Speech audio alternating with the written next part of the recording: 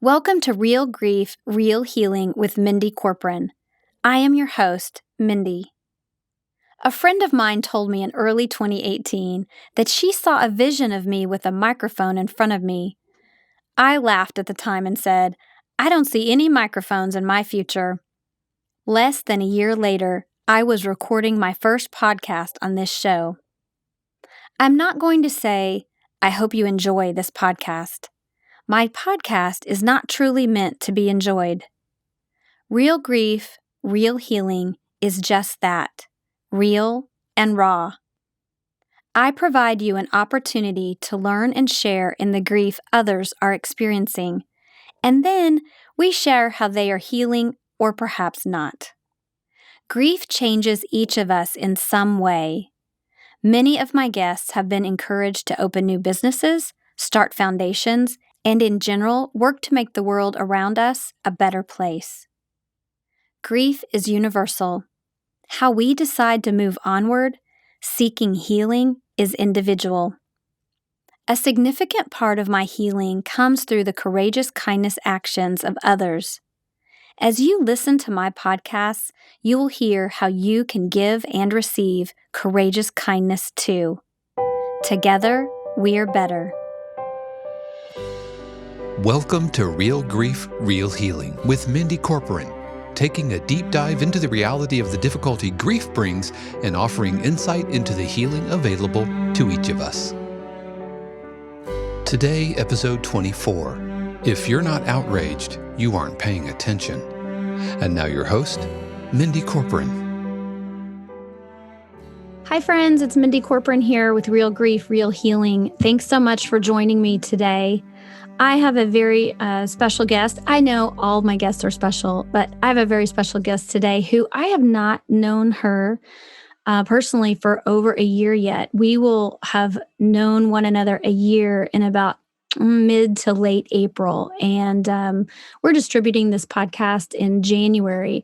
So I call Susan a friend, and I feel like she calls me a friend as well, but we were brought together because of the tragic murders that took my dad and son, and then the tragic murder that also took her daughter.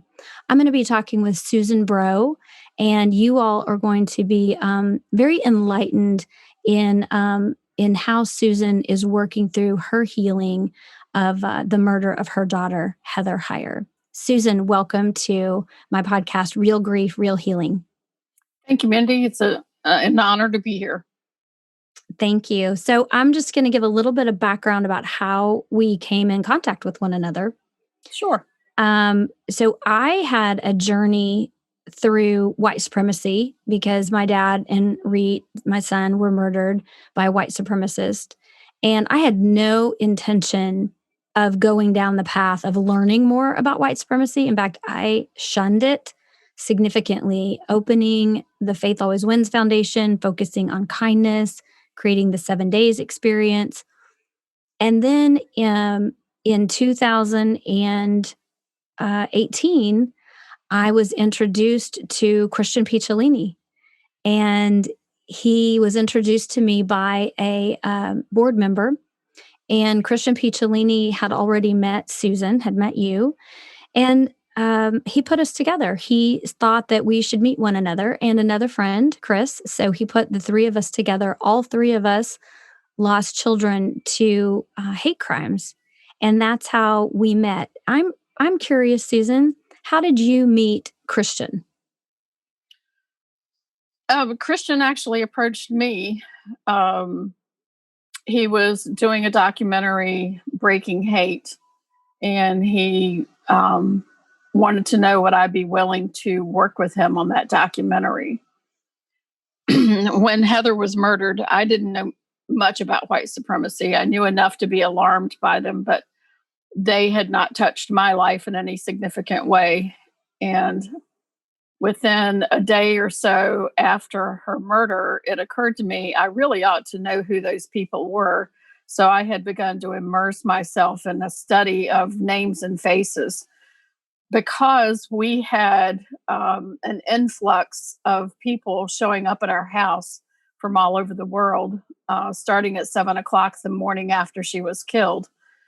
And so I wanted to know names and faces so that if they showed up at my back door, I would know to call the police or not allow them in my house. So when Christian approached me and explained his situation, that he was a former who was bringing other people out, I agreed to participate in that. And that's part of Breaking Hate Part 1 now. Susan, I'm going to touch on just briefly the way that Heather was murdered. People who are listening to this podcast, for the most part, know my story and know or learn about it along the way. And when Reet and Dad were killed, everyone in my circle, no one knew that white supremacy was still active in any way, and certainly not to the extent of violent crime or murder in particular.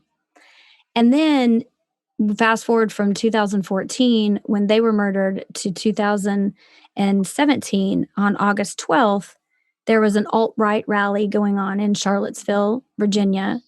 And this is how Heather Heyer lost her life. And because of her namesake and the way that she was murdered, her family created the Heather Heyer Foundation. Can you speak to that, Susan, about the Heather Heyer Foundation for us? Certainly. When Heather was killed, a friend of my children's from their childhood, who frankly I had forgotten that this person even existed, and set up a GoFundMe. And the GoFundMe ran during the time that we were planning the funeral. As soon as the funeral was over, I shut it down because it was so large it alarmed me. And I was thinking I would do something with some of that money, but I didn't know how much it would cost for the funeral and everything like that.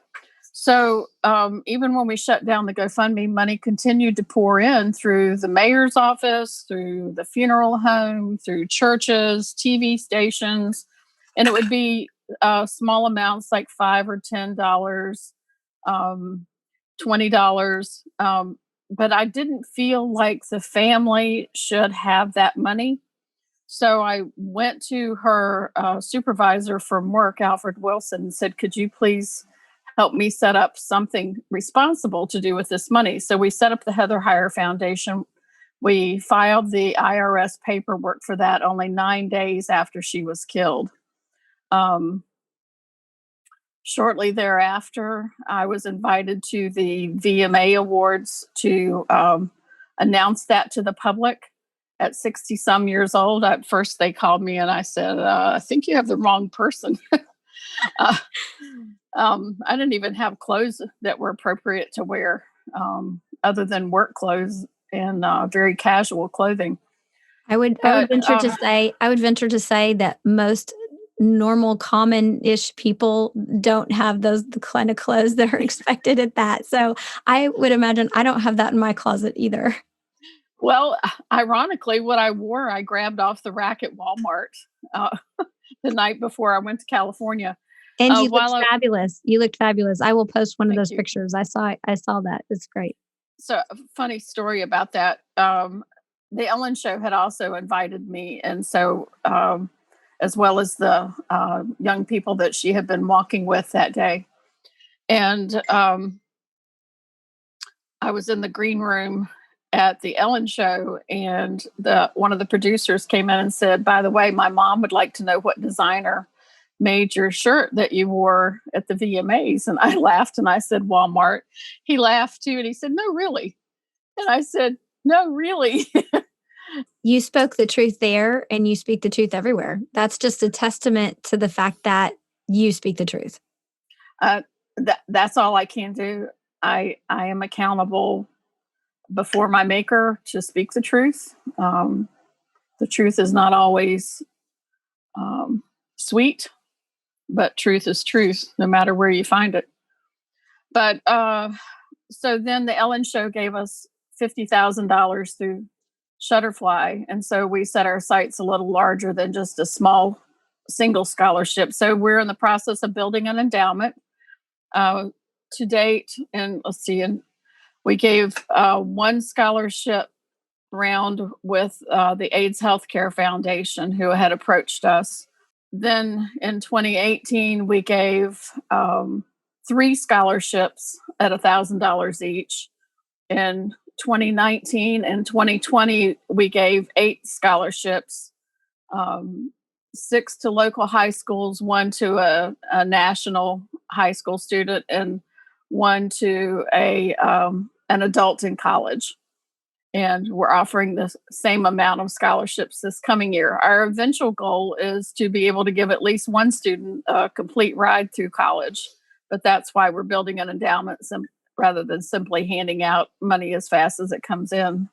I've always had a little bit of mixed feelings about that because it would feel really good to give bigger scholarships now, but I have to keep my eye on the end goal of, down the road doing even bigger things. Right. I have two questions from what you were talking about. The first question is, how does it make you feel when you're able to hand that money to someone? And then my other question is, who are those someones? Who are you looking for? And who are you looking for that are important to you? What qualities and aspects of these people, what do they have that is important to you and the Heather Heyer Foundation for them to receive this gift? So I'm going to answer that one backwards and add a piece to it. Okay. What we're looking for are students who are activists in their own rights, but it has to be for positive, nonviolent activism for positive social change. And that has covered a wide range of topics.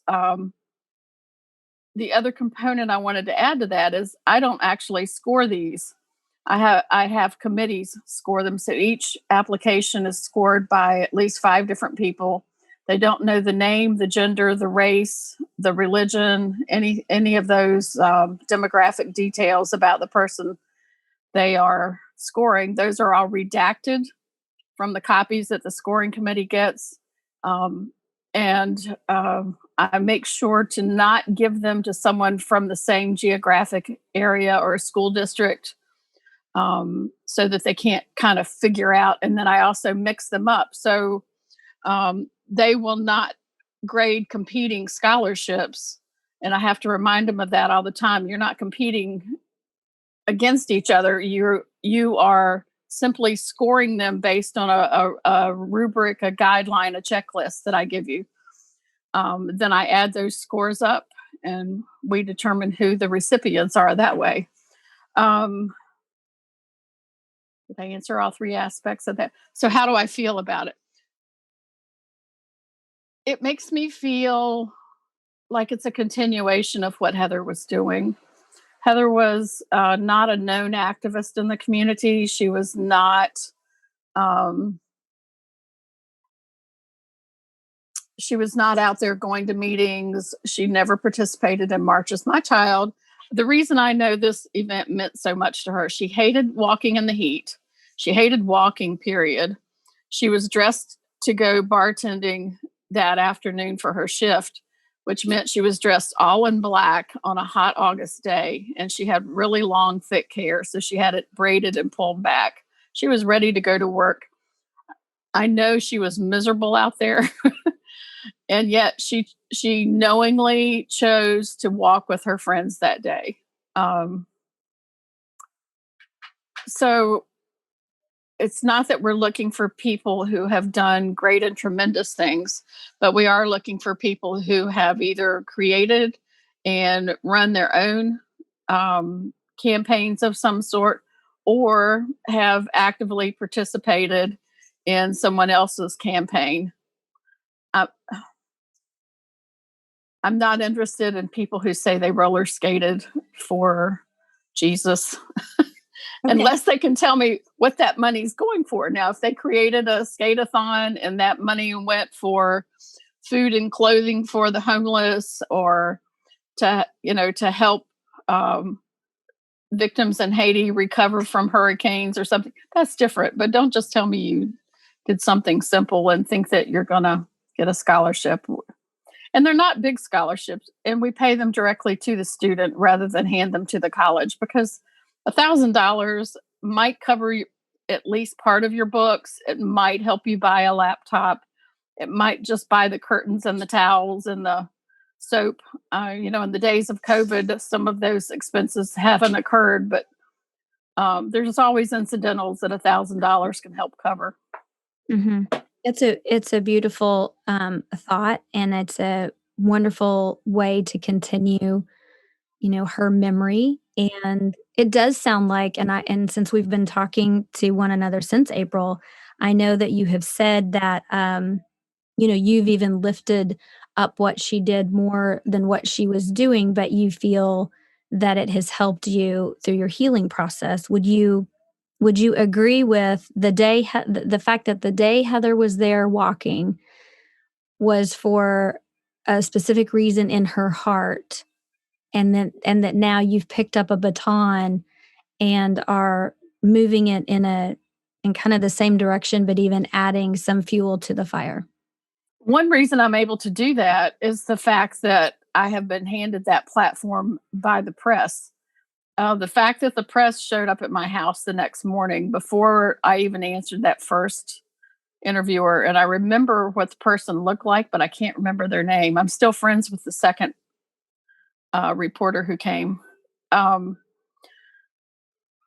I made a decision in my heart after having sobbed all night long. My face was swollen. I could barely breathe through my nose because my nose was stopped up.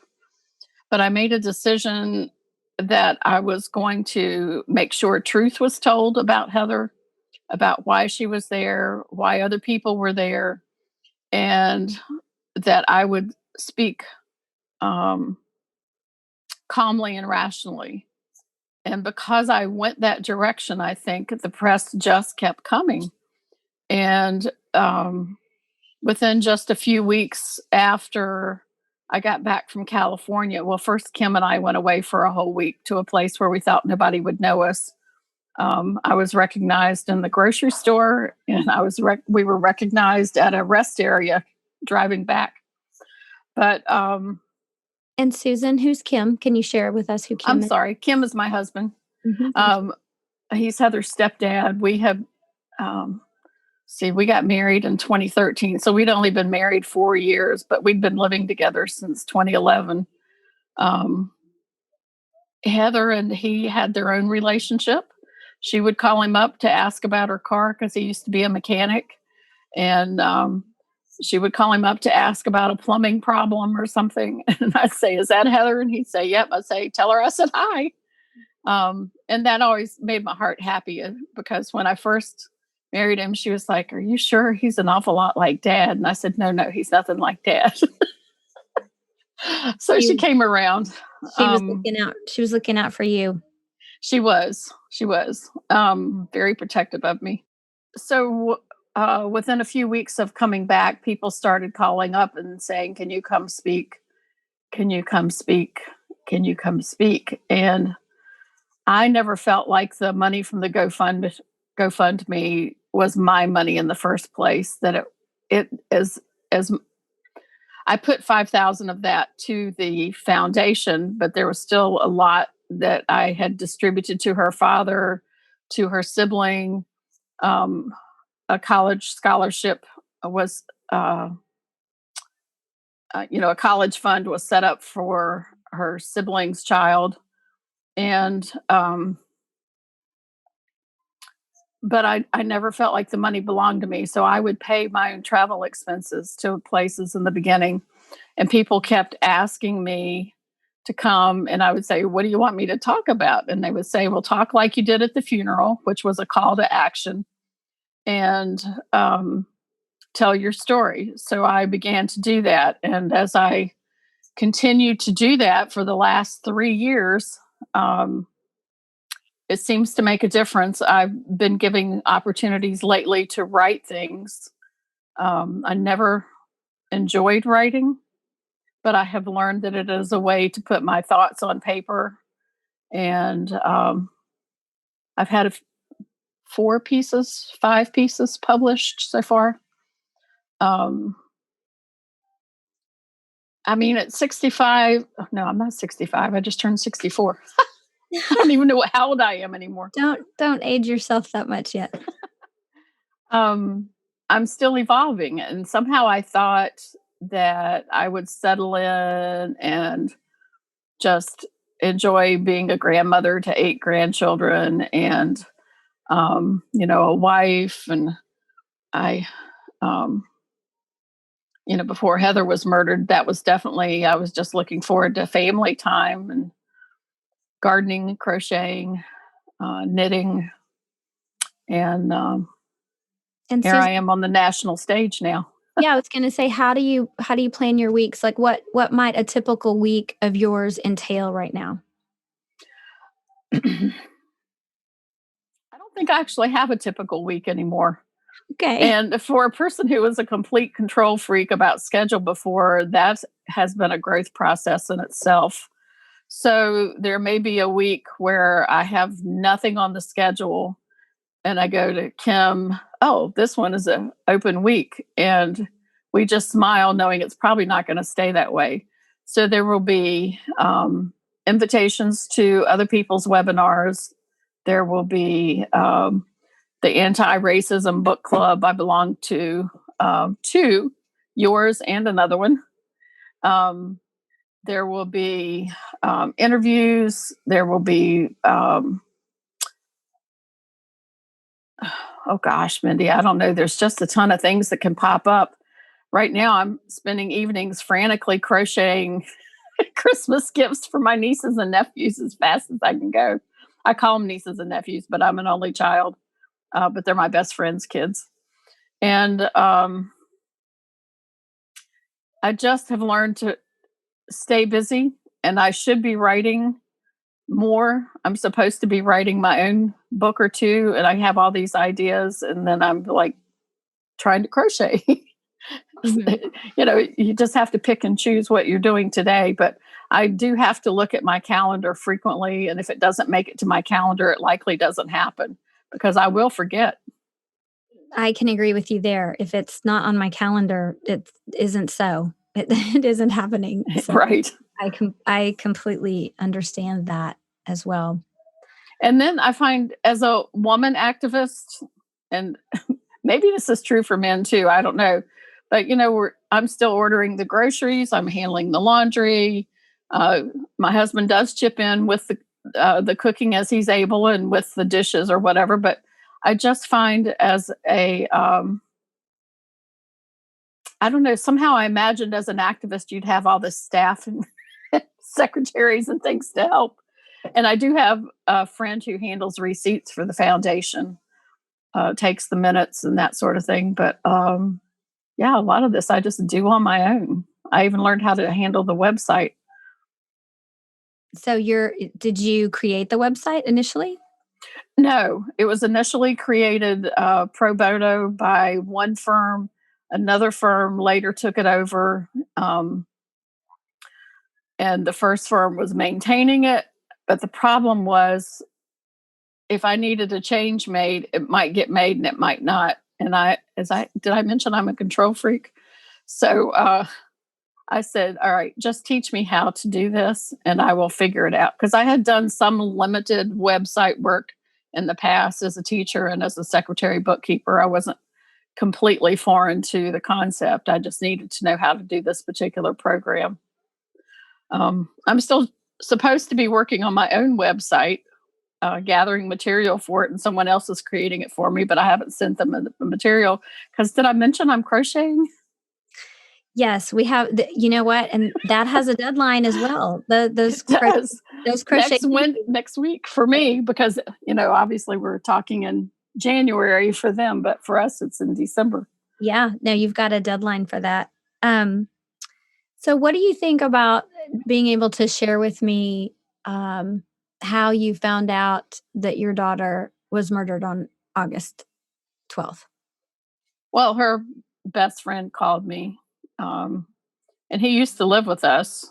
He had come out to his family as gay, and they had rejected him, and so he and his mother had a love-hate relationship. He, God love him. He has a love-hate relationship with everybody, including me.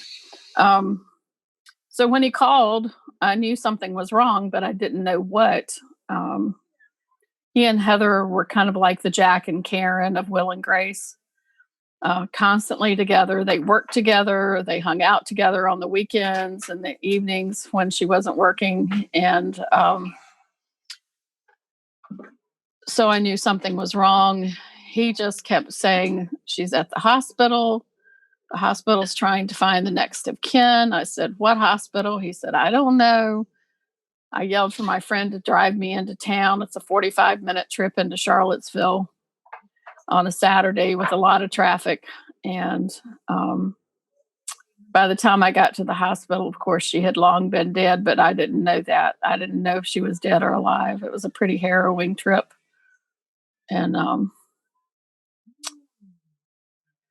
yeah, that was probably the worst day of my life. I know it was, and I actually don't have to say I can imagine, or because I do know. You do know. I do know what that day was like. Who was the friend that drove you to the hospital? Kathy. Kathy is my best friend. We've been friends for 20 years, more than, I don't know, more than 20 years, but at least 20 years. Mm-hmm. And so she drove you to the hospital. We had a lot of friends come beside us. Tell me what other people have done for you, you and Kim, to walk alongside you after you lost Heather. Well, Kathy and I and another friend sat here at my kitchen table and planned the funeral. As far as I called people up, said, can you talk about this and this? There will be press, there will be cameras. From what they're telling me, there will be a crowd. If you're okay with that, here's what I need you to talk about, but you can't talk longer than 3 minutes. And I laid out for everybody not what to say, but what to talk about. Mm-hmm. I did a lot of phone calls. At one point, we took Heather's last paycheck to buy clothes for me to wear to the funeral, a shirt for her father, and a shirt for her stepfather. And they didn't have a plus size store in Charlottesville at that point that had a purple shirt. That's all I wanted, was something purple. And nobody seemed to have one at that point. We actually drove to Fredericksburg, which is about an hour away, I think. And during that process, I am answering phone calls from political figures, national political figures, press, international press. Kathy and I are answering the phone for each other, handing phones back and forth while she's driving. I mean, it was just insane. And family and friends from her high school were even telling me that they were being contacted and harassed by the press. And eventually, a pro bono PR firm came on, Larry Kopp, and they handled that, got that all calmed down to a manageable level. After a few months, then I took the reins back from that again. But Susan, you got to tell me about the purple shirt. well, Heather's favorite color was purple, so I wanted a purple shirt, and I found one. I have it in the bedroom. I won't wear it, but not because it was worn at Heather's funeral. Well, partly because it was worn at Heather's funeral, but it's got glitter and stuff on it. Not my style. I do struggle to wear the black dress that I wore during my dad and Reed's funeral. And I think maybe I wore it one other time for some event that it seemed really appropriate to wear it to, but I have not worn it since, and it is in my closet as well. So I know, and you don't feel right getting rid of it, but it's just there, and you look at it. Mm-hmm. So, Susan, I was doing a little bit of research about you and on the foundation website, and I saw some very fun pictures of you. And this was when Alfred was involved, and you were invited to ride on a float in the Rose Bowl parade.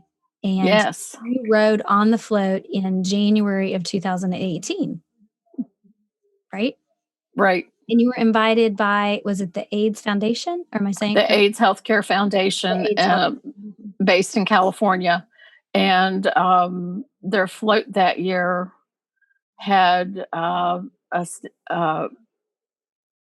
life-size statue, or slightly smaller than life-size statue, of Martin Luther King Jr., as well as a replica of that giant granite statue that was very large and had to be lowered a few times to get under bridges, from what I understand, to get to the parade site. I feel like that and the VMAs are once in a lifetime experiences that I would never have imagined, but I would trade them both for my daughter in a heartbeat. I know, sweetie. I know. I know so many things got thrown at you. So many things got thrown at you so quickly that, to me, I look at it and knew that your healing would be stilted, It would was.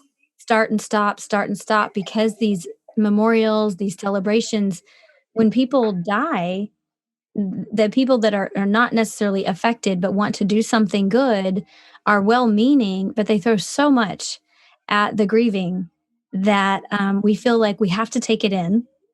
And I saw that you were doing that. And I had a friend, I have a very dear friend named Sharon Davis, who listens to my podcast, and she lives in Charlottesville. And she said to me pretty quickly after Heather's murder, she said, "You've got to come here. You've got to speak to them and talk to them about what you know, and you've got to meet Susan Bro." And I said, "It'll happen in time."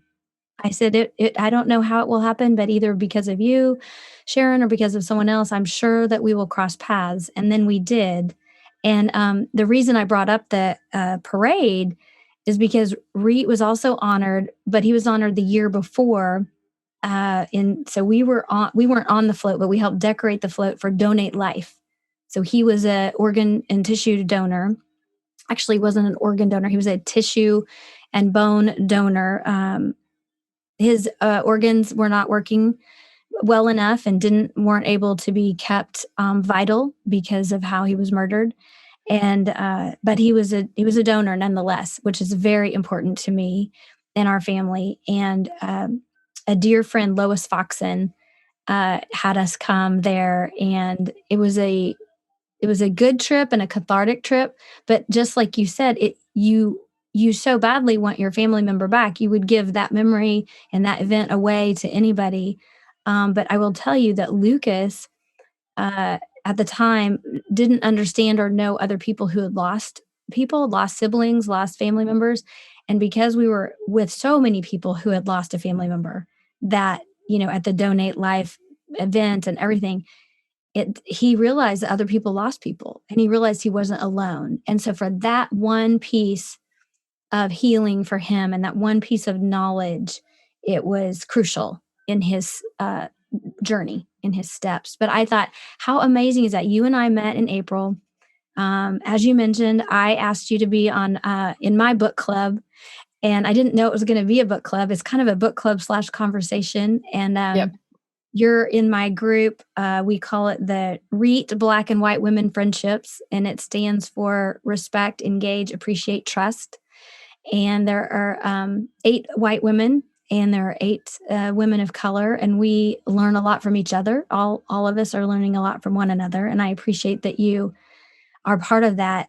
The other white gals that are on there, my other white friends that I invited, we all feel like you were way ahead of us in the social justice and social equity. We've been in white worlds for a long, long time, and I didn't.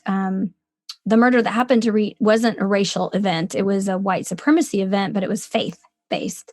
They thought he was They thought the shooter thought they were Jewish, and so we didn't go down the race path at that time. And you have really enlightened me, and I appreciate that. I appreciate your enthusiasm and energy every time you get on the call with us. Well, thank you. I don't want to come across as a know-it-all ever. because I am so much learning as I go. um, so if I ever start to do that, call me out, please. Yeah. I don't feel like you're a know-it-all at all. I don't feel like anyone is. I feel like we're all there to soak in and learn and really be vulnerable. I feel like Yes. we put ourselves in a vulnerable situation. Even the women of color, the Black women on our call, they share things that are important and hurtful to them so that we understand, and then we share right back. And I think it's been very meaningful. We're going to wrap up. And what I would like to wrap up with, Susan, is I'd like you to tell me and the audience how we can help you, and or the Heather Heyer Foundation. And maybe that in itself is helping you. Well, a couple of things. If you can donate, please donate to the Heather Heyer Foundation at www.heatherheyer, foundation.com. If you can't, however, you can still be a part of my daughter's legacy, and that is by following her motto. Her motto that she had adopted, she did not write this, but she adopted it, was, "If you're not outraged, you're not paying attention." So take a look around, see what you can get involved with to make a difference. Don't, however, take on the common stance of I'm going to go in and save all the colored people of the world. Take a stance of how can I help? What are you saying to me? How can I help under your guidance?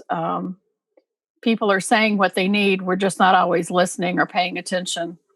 And do something charitable, do something honorable, and don't expect a cookie for it.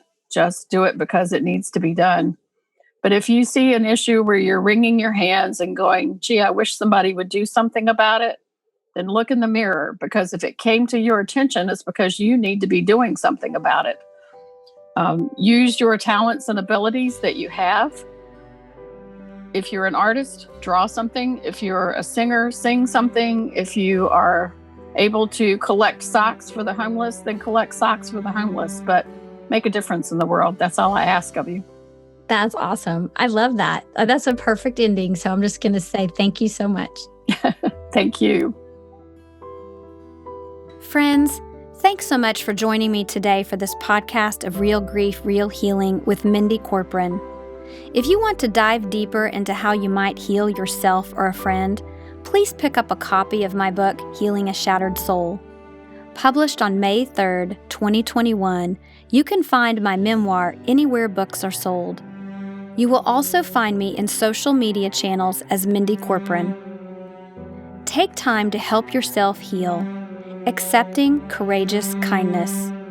Take time to heal another by giving courageous kindness. Together, we are better. Real Grief, Real Healing is copyright 2021 to 2022, Mindy Corporan, all rights reserved. Our theme music is composed by Dave Croft and used with permission. This podcast is a production of 818 Studios.